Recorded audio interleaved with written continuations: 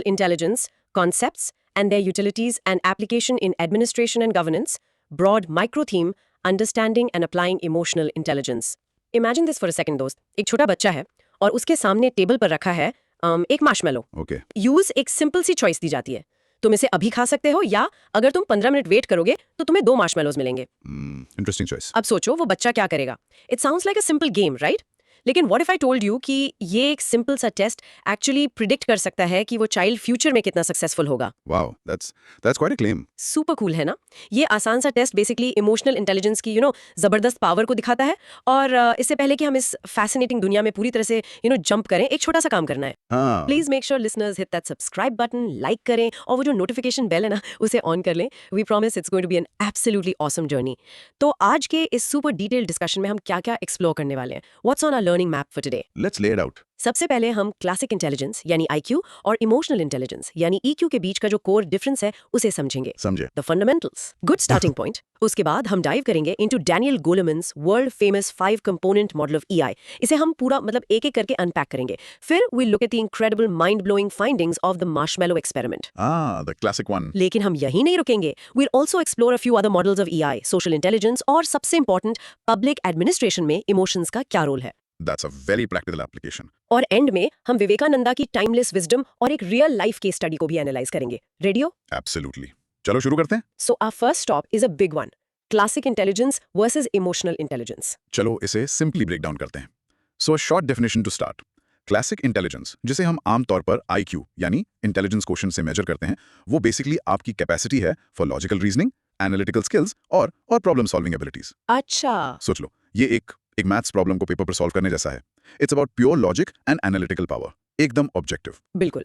और दूसरी तरफ वी हैव इमोशनल इंटेलिजेंस या ईक्यू। ये क्या चीज है? ये है इमोशंस को समझने, उसे करने और मैनेज करने की एबिलिटी, ना सिर्फ अपने बल्कि दूसरों के इमोशंस को भी। सही। सो अगर आईक्यू पेपर पर प्रॉब्लम सॉल्व करना है तो ईक्यू उस सोल्यूशन को रियल लाइफ में लोगों के साथ इंप्लीमेंट करने की आर्ट है। It's about people, not just problems on paper. Let's take a real life example to make this crystal clear. Imagine करो कि आप एक major anti drug addiction mission के हेड हैं किसी डिस्ट्रिक्ट में। Okay, that's a high pressure job. Exactly. अब problem को आइडेंटिफाई करना, डेटा एनालाइज करना कि कितने लोग अफेक्टेड हैं, कौन सी एरियाज हाई रिस्क हैं, ये सब आईक्यू का काम है। It requires planning, strategy, pure logic. Right, data crunching. लेकिन जब आप फील्ड पर जाते हो, ड्रग एडिक्ट से मिलते हो, उन्हें इमोशनली हैंडल करना, उन्हें ये ट्रस्ट दिलाना कि आप उनकी हेल्प करना चाहते हो और उन्हें रिकवरी के प्रोसेस में सपोर्ट करना, that requires extremely high EQ. You can't just use logic there. वहां आपको एम्पैथी और कनेक्शन की जरूरत पड़ेगी। Wow, that's a powerful example. तो चलो let's get into the content discussion. इसकी इंट्रोडक्शन डगलस हॉफस्टैटर के एक बहुत ब्यूटीफुल डेफिनेशन ऑफ इंटेलिजेंस से होती है। अच्छा, क्या कहा था उन्होंने? He said intelligence is about the ability to respond flexibly, to take advantage of fortunate circumstances, to make sense of ambiguous messages, and to create new concepts from old ones. मतलब it's not just about being rigid but adaptive. सही बात है, adaptability. Exactly. अब इसका background देखते हैं किसी भी प्रॉब्लम सॉल्विंग प्रोसेस के। याद रखना, 3 मेन फेजेस होते हैं। Okay, 3 phases. First, problem description, problem है क्या। सेकंड, प्रॉब्लम सॉल्विंग, इसका सॉल्यूशन क्या हो सकता है। And third and most critical, implementing the solution, उस सॉल्यूशन को जमीन पर उतारना। Now IQ is a rock star in the first 2 phases, description, solving, वहां आईक्यू बेस्ट है। But the real game, the final battle is one in the third phase, implementation. और यही वो जगह है जहां EQ शाइन करता है। बिल्कुल, that's where EQ comes into play. और यहाँ पे इट गेट्स रियली इंटरेस्टिंग। इसका कोर लॉजिक क्या है? History is literally full of examples, मतलब इतिहास ऐसे लोगों से भरा पड़ा है जो शायद क्लासरूम में ब्रिलियंट नहीं थे बट लाइफ में सुपर सक्सेसफुल हुए। क्यों? क्योंकि उनका EQ स्काई हाई था। The famous author Daniel Goleman states as much as 80% of adult success comes from EQ. 80%? That's a huge number. सोचो, 80%। और एक और शॉकिंग स्टैटिस्टिक है, 75% of careers are derailed for reasons related to emotional competencies. Wow. और emotion के एक harmonious blend से आते हैं। एक बैलेंस से। हाँ, बिना EQ के इंटरपर्सनल प्रॉब्लम्स हैंडल करना, एक टीम को लीड करना या लोगों के बीच ट्रस्ट बिल्ड करना, it's almost impossible.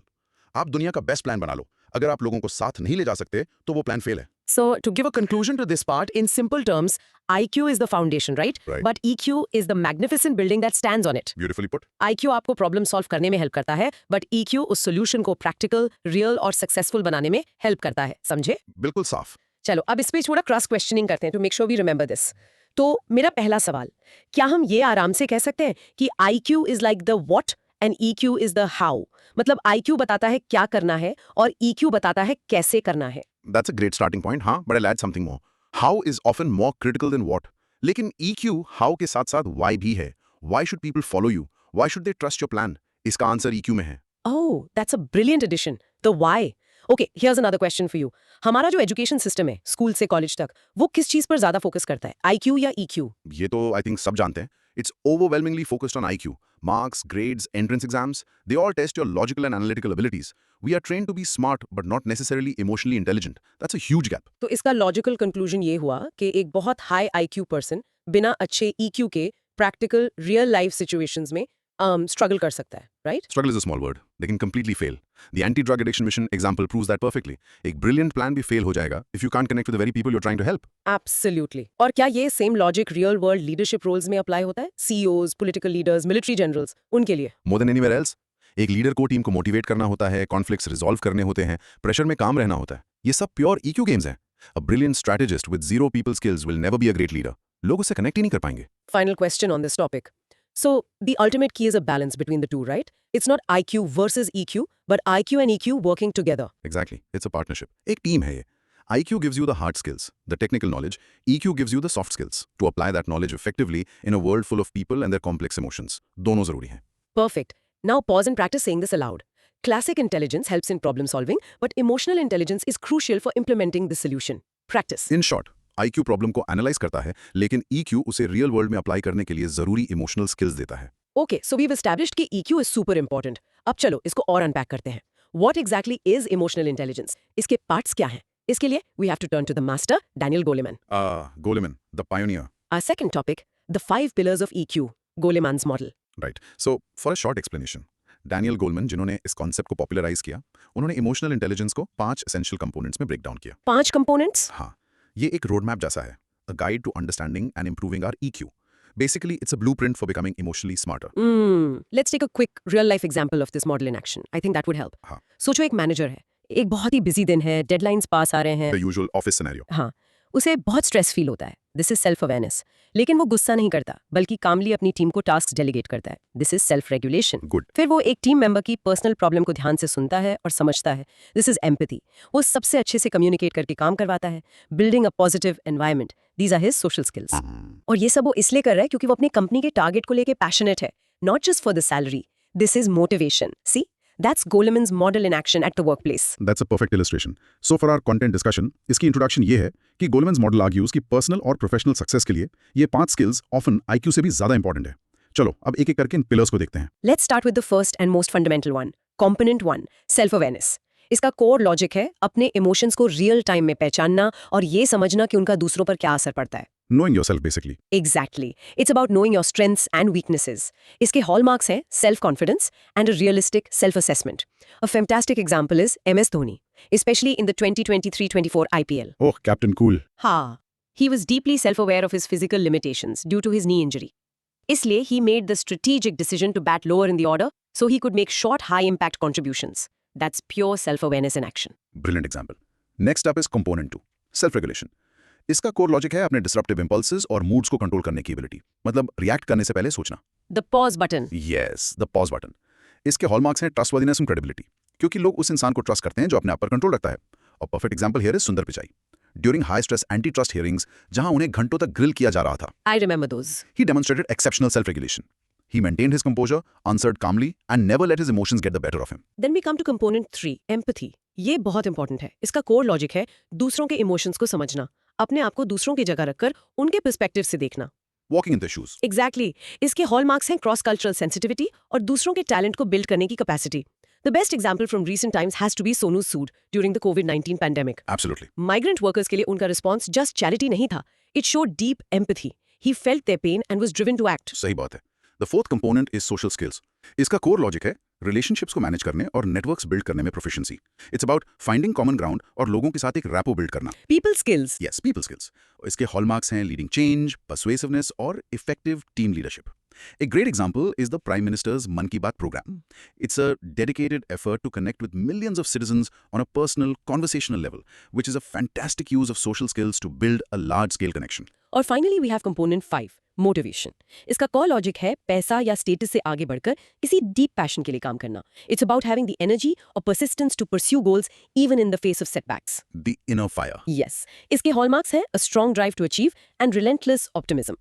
A solid example is Amitabh Kant, especially during his time at Niti Aayog. His proactive, driven approach to economic reforms and initiatives like Make in India shows his internal passion and commitment to national development. So that's the model. इसका conclusion ये है कि ये 5 components separate नहीं है. They are interconnected and build on each other. You need self-awareness to have self-regulation. You need empathy to have good social skills. It's a complete system. Time for some cross-questioning on this model. My first question is about the first two pillars. Self-awareness और self-regulation में subtle difference क्या है? क्या एक के बिना दूसरा possible है?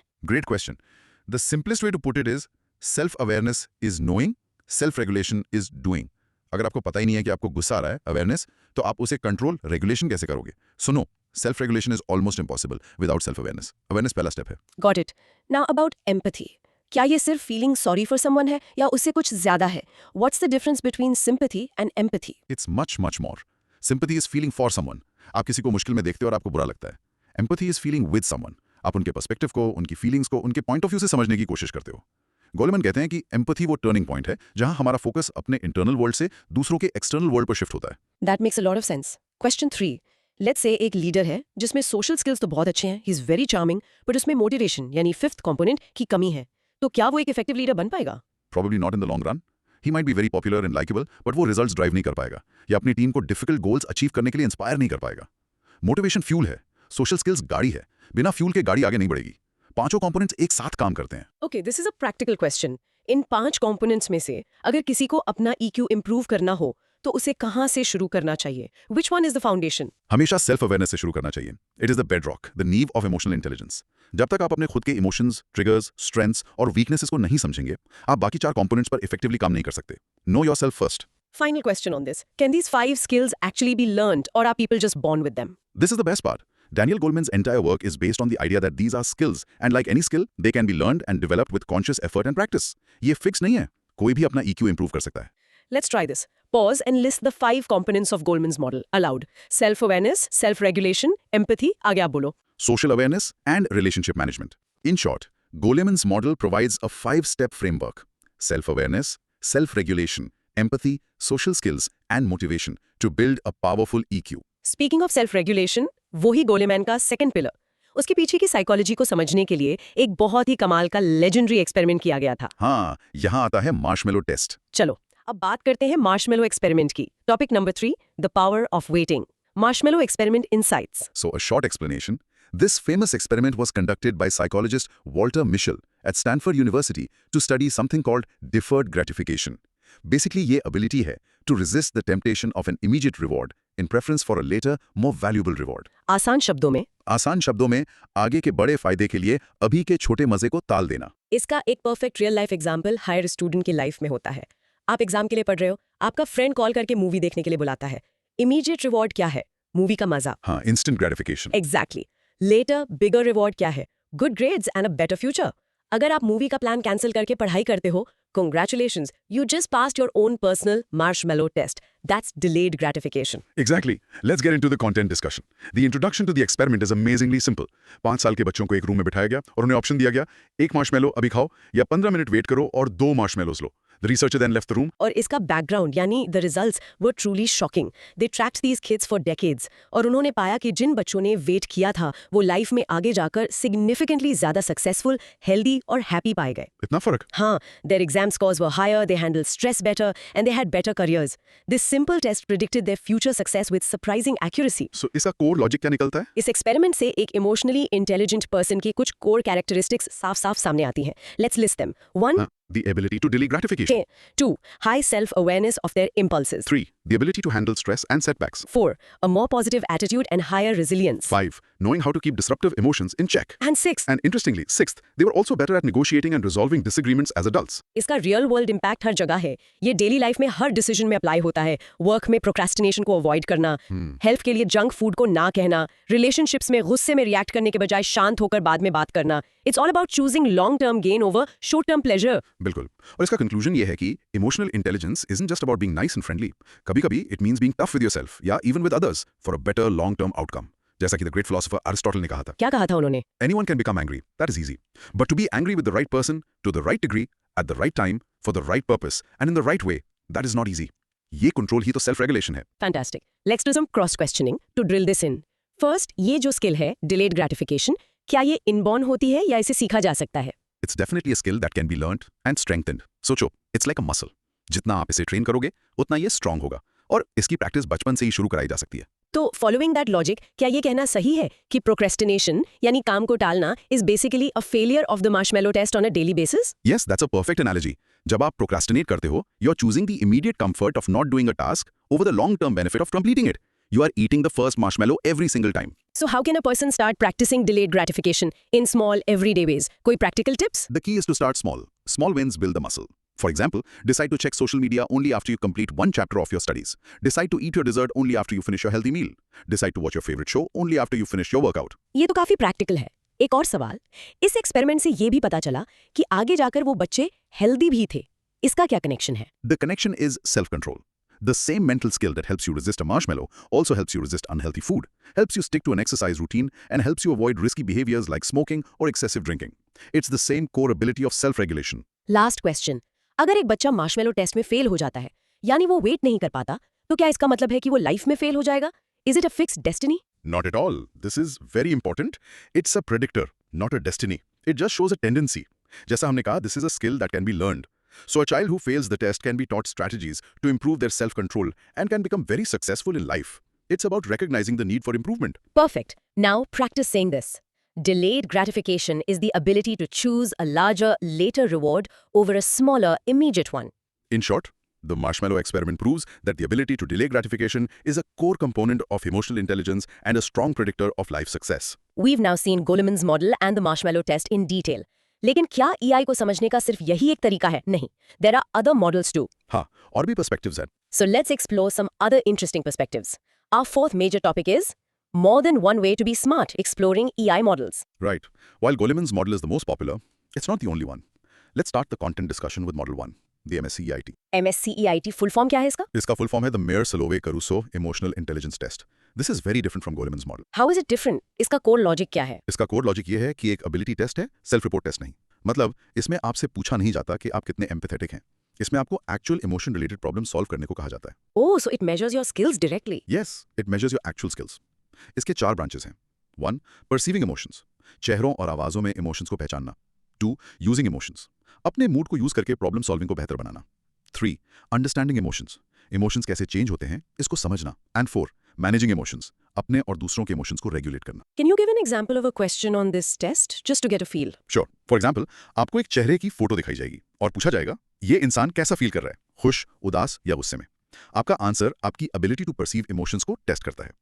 एक इंटरेस्टिंग की पॉइंट इस मॉडल का ये है कि ये कहता है कि हाई EQ हमेशा बेस्ट नहीं होता. Really? ऐसा क्यों? फॉर एग्जाम्पल, एक इंटेलिजेंस ऑफिसर को लोगों को मैनिपुलेट करने के लिए इमोशनल इंटेलिजेंस की जरूरत हो सकती है, but that might not be ethically right. Interesting ना? बहुत इंटरेस्टिंग. चलो अब आते हैं model 2, the trait emotional intelligence model या TEI. ये मॉडल केवी पेट्रीड्स ने दिया था. राइट. ये कहता है कि EI एक सिंगल एबिलिटी नहीं है, बल्कि ये हमारे पर्सनालिटी का हिस्सा है, अ सेट ऑफ ट्रेट्स. ये ट्रेट्स इंक्लूड करते हैं adaptability, assertiveness, self awareness, empathy, stress management और ऑप्टिमिज्म. और सबसे अच्छी बात क्या है? The good news is that these traits can be learned and developed over time. They are not fixed. इसका भी एक रियल लाइफ एग्जांपल देखते हैं. IPL में RCB की टीम ने पहले 8 में से सिर्फ 1 मैच जीता था. They were at the bottom. I remember that season, a miraculous comeback. हाँ, फिर विराट कोहली ने आकर टीम से सेल्फ एस्टीम के लिए खेलने की बात की. That's assertiveness. And then the players adapted their strategy with incredible optimism. They went on to win 6 matches in a row. That's the trait EI model in action. Perfect example. Now, a very practical model, Model 3, the 6 seconds model. ये theory को सीधा practice में बदलता है. ये कहता है कि EI के 3 मेन परसूट्स हैं. Okay, 3 pursuits. हाँ. 1. Know yourself, the what. अपने इमोशंस को पहचानना. 2. Choose yourself, the how. अपने एक्शंस को इंटेंशनली चूज करना. And 3. Give yourself, the why. अपने आप को एक लार्जर पर्पस के लिए डेडिकेट करना. इनके अंडर 8 कोर कॉम्पिटेंसीज आती हैं. It's a very practical action oriented model used in many companies. और इन सब के साथ एक और इंपॉर्टेंट कॉन्सेप्ट आता है, सोशल इंटेलिजेंस या SI. इसकी सिंपल डेफिनेशन है पीपल स्किल्स. बिल्कुल. ये बेसिकली दूसरों के साथ अच्छे से गेट अलोंग करने और उन्हें कोऑपरेट करवाने की एबिलिटी है. द एक्सपर्ट कार्ल एल्ब्रेक्ट ने बिहेवियर को 2 कैटेगरीज में क्लासिफाई किया. टॉक्सिक बिहेवियर, जो लोगों को डीवैल्यू करता है, और नरिशिंग बिहेवियर, जो लोगों को वैल्यू करता है. अच्छा. He also proposed 6 dimensions of intelligence: abstract, social, practical, emotional, aesthetic and kinesthetic. इसका एक्रोनिम है ASPAEK. What's fascinating here is the connection between EI and SI. SI और EI कॉम्प्लीमेंट्री हैं, एक दूसरे के साथ ही हैं. EI को आप गार्डनर्स इंटरपर्सनल इंटेलिजेंस यानी सेल्फ अवेयरनेस मान सकते हो, जबकि SI इंटरपर्सनल इंटेलिजेंस यानी सोशल अवेयरनेस है। तो पहले खुद को समझो। हाँ, पहले खुद को समझो EI, फिर दूसरों को समझो SI। चलो, let's start the cross questioning for this section. First question on the MSCEIT. Since ये एक ability test है, इसका मतलब क्या ये IQ test जैसा है but for emotions? In a way, yes. Just like an IQ test has right and wrong answers for logical problems, the MSCEIT has better and worse answers for emotional problems, based on the consensus of emotion experts. It measures your performance, not just your self-perception. The trait model suggests that EI can be improved. ये थोड़ा abstract लगता है. How does one practice a trait like adaptability or optimism? You practice it by intentionally putting yourself in situations that challenge you. To practice adaptability, try a new hobby or travel to a new place. To practice optimism, start a daily habit of writing down 3 things that went well. It's about building new mental habits consistently. My third question is on the 6 seconds model. ये giving yourself, pursuit, यानी finding a larger purpose, ये EI से कैसे connected है? It connects to the motivation component of Goleman's model. When you have a noble purpose, a why that is bigger than just yourself, it becomes a powerful source of intrinsic motivation. This motivation helps you overcome obstacles and regulate your emotions for a long-term goal. Okay, let's talk about social intelligence. क्या एक person EI में high हो सकता है but SI में low? मतलब वो अपने emotions को तो अच्छे से समझता है but लोगों के साथ deal नहीं कर पाता. It is possible, though rare. Someone might be very self-aware and self-regulated, high EI, but might be an introvert or lack the skills to navigate complex social situations, low SI. However, generally high EI is a very strong foundation for developing high SI. It's hard to be good with others if you're not good with yourself first. Final question. इन सब models में से MSCIT, TEI, Goleman कौन सा best है? There is no best model. Each offers a different lens to view emotional intelligence. Goleman's model is great for personal development. MSCIT is useful for research and assessment. The trait model connects EI to personality. The best model depends on your goal. Awesome. Now try to name the 6 traits from the TEI model. Adaptability, assertiveness, keep going. In short, beyond Goleman, models like MSCIT, TEI, and 6 seconds offer different lenses to understand and improve EI, while social intelligence focuses on our ability to navigate social situations effectively. अब जब हमने intelligence के in different models को अच्छे से समझ लिया है, let's talk about the real world of governance and administration. How do emotions play a role in a field that is supposed to be purely rational and logical? That's the million-dollar question. And our final super important topic, the heart of governance, emotions in public service. Right. Let's start the content discussion with part 1, emotions and public administration. For a long time, there were many misconceptions. पुराना view ये था कि emotions irrational हैं, disruptive हैं और reason के बिल्कुल opposite हैं। राइट. एक गुड ऑफिसर इमोशनलिस्ट होता है. हाँ, यही माना जाता था। एक अच्छा एडमिनिस्ट्रेटर वो है जो इमोशन से दूर रहता है। But the modern view has completely changed, right? Absolutely. The modern view which emerged post 1990 मानता है कि रीजन और इमोशन एक दूसरे को सपोर्ट करते हैं. They are not enemies. Emotions provide important signals or appraisals about our well-being and our environment. तो इमोशंस डेटा पॉइंट्स की तरह हैं। Exactly. एक इमोशनली इंटेलिजेंट पब्लिक एडमिनिस्ट्रेशन ना सिर्फ एडमिनिस्ट्रेटर्स के इमोशंस पर बेस्ड है, बल्कि रीजन बेस्ड डिसीजंस लेने के लिए इमोशंस का स्मार्टली यूज करता है. A fantastic example is the Kerala government's response to the 2018 floods. अच्छा, उसमें क्या हुआ था? It was a perfect blend of empathy for the victims, resilience in the face of disaster, and responsive action, a masterclass in emotionally intelligent governance. ये Kerala floods का example दिखाता है कि गवर्नेंस में एम्पैथी कितनी जरूरी है. लेकिन ये एम्पैथी, ये सेल्फ कंट्रोल आएगा कहाँ से? शायद इसका जवाब हमारे एंशिएंट विजडम में छुपा है. This brings us to part 2.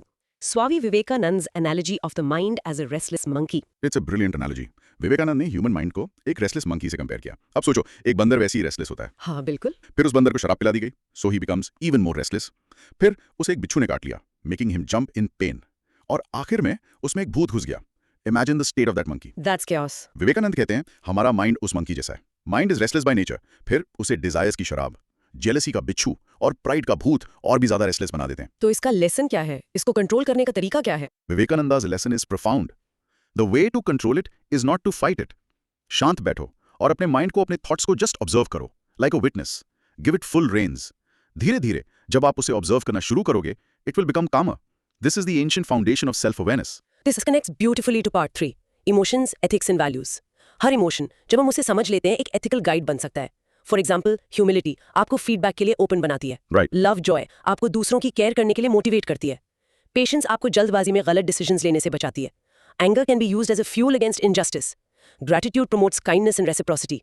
और inner peace fosters compassion and justice in your actions. बिल्कुल. And this brings us to the final part 4, which is a powerful quote from Vivekanand on hatred versus love. He said, "Do not hate anybody, because that hatred must in the long run come back to you." Karma in a way. Yes, इसका core logic क्या है? Hatred creates a negative cycle of conflict and isolation.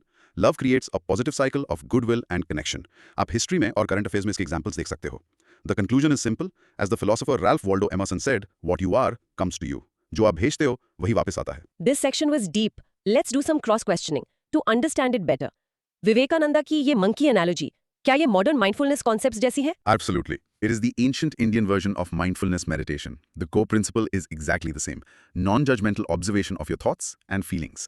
It's a timeless technique for building self-awareness. You mentioned that anger can be used as a constructive fuel. ये थोड़ा tricky लगता है. Anger को constructive fuel कैसे बनाया जा सकता है without it becoming destructive? The key is self-regulation. Anger is just a form of energy. आप उस एनर्जी को चीखने चिल्लाने में वेस्ट कर सकते हो, which is destructive. या फिर आप उस एनर्जी को चैनल कर सकते हो to fight against injustice, to work harder to prove someone wrong, or to bring about positive change. The energy is neutral. Your regulation decides its outcome. Let's go back to the Kerala floods example. What specific actions by the administration showed emotional intelligence? Can you pinpoint them? Sure. Setting up relief camps quickly showed responsiveness. Using social media for real-time updates and to counter fake news showed proactive communication. And the way officials communicated with the public with empathy and reassurance was crucial. They didn't just manage the disaster, they managed the people's emotions and fears. The list of emotions and their ethical guidance was very insightful. Let's take humility. How does being humble lead to better ethical decisions? A person who lacks humility thinks they know everything. They don't listen to feedback or criticism. This arrogance can lead to major ethical blind spots and terrible decisions. Humility, on the other hand, makes you open to other perspectives. It allows you to admit when you're wrong and correct your course. This openness is the foundation of ethical leadership. Final question. Is inner peace a prerequisite for making ethical decisions? क्या जब तक मन शांत ना हो हम ethical नहीं हो सकते? Not a prerequisite, but a very powerful enabler. A calm mind can see a situation more clearly without the distortion of strong negative emotions like fear or greed. So while you can make an ethical choice even with a disturbed mind, inner peace makes it much easier to consistently choose the right path. Pause and think of one emotion from the list we discussed. How can it guide you to make a more ethical choice today? In short, emotions are not the enemy of administration, but a powerful tool for ethical and effective governance. And understanding our inner world, like the restless monkey, is the first step to mastering them. What an incredible and detailed journey, those. Let's take a moment to quickly recap everything we've learned about our broad micro theme, understanding and applying emotional intelligence. We started with classic intelligence, IQ, versus emotional intelligence, EQ. The key takeaway here is, IQ helps you get hired, but EQ helps you excel and lead. Problem solving के लिए दोनों जरूरी हैं, one for the plan and one for the implementation. Then we did a deep dive into Daniel Goleman's 5-component model. याद रखना, ये 5 pillars है. Self-awareness, self-regulation, empathy, social skills, and motivation. ये EQ build करने का ultimate guide है. After that, we saw the power of self-regulation in action with the marshmallow experiment. इसने हमें सिखाया कि delaying gratification, यानी आगे के बड़े reward के लिए wait करना, is a key predictor of success in life. We also touched upon other EI models like the ability-based MSCEIT and the trait-based TEI, and we understood the importance of social intelligence or people skills, which is a perfect partner to EI. And finally, we connected all these concepts to the real world of public administration, ethics, and Vivekananda's timeless wisdom. We learned that emotions, when managed intelligently, are our greatest allies in making effective and ethical decisions. अब आपकी बारी. थोड़ा सोच लो. Here are some content probes for you. Try to answer them for yourself. 1. Can you explain the difference between IQ and EQ using the anti-drug addiction mission example? 2. Name and briefly describe Goleman's 5 components of EI. 3. How does the marshmallow experiment relate to your own life? Give one concrete example from your day. 4.